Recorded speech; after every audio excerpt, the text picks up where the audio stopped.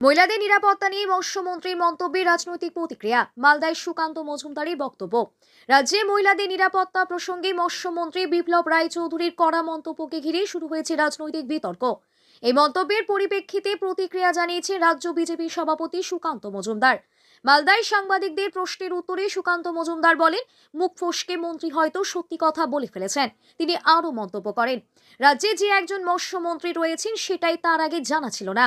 মহিলাদের নিরাপত্তা নিয়ে রাজ্য সরকারের ভূমিকা এবং মন্ত্রীর মন্তব্যকে কেন্দ্র করে এই প্রতিক্রিয়া ঘিরে রাজনৈতিক মহলে চর্চা শুরু হয়েছে। এ বিষয়ে তৃণমূল কংগ্রেসের তরফে এখনো পর্যন্ত কোনো আনুষ্ঠানিক প্রতিক্রিয়া পাওয়া যায়নি। রাজ্যে মহিলাদের নিরাপত্তা ইস্যুতে রাজনৈতিক চাপানোতর অব্যাহত। গতকাল উনি এই মন্তব্য করেছেন, আমি শুনেছি মিডিয়ার কাছে।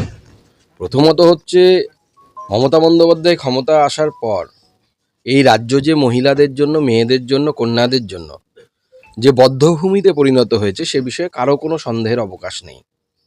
তৃণমূলের মন্ত্রী কেন বললেন সেটা তো তিনিই বলতে পারবেন, হয়তো মুখ ফসকে বলে ফেলেছেন। পরে শুনলাম উনি নাকি আবার রিভার্স গিয়ারেও গেছেন নাকি, পার্টির কালমোলা খেয়ে। তবে এই ঘটনার পরিপ্রেক্ষিতে এটা অন্ততপক্ষে স্পষ্ট হলো যে এই নামের যে একজন মন্ত্রী আছে আমাদের রাজ্যে, আমরা জানতে পারলাম। আমি গডসেক বলছি, আমি কিন্তু জানতাম না যে একজন মৎস্যমন্ত্রী আছে এবং তার নাম বিপ্লব বাবু।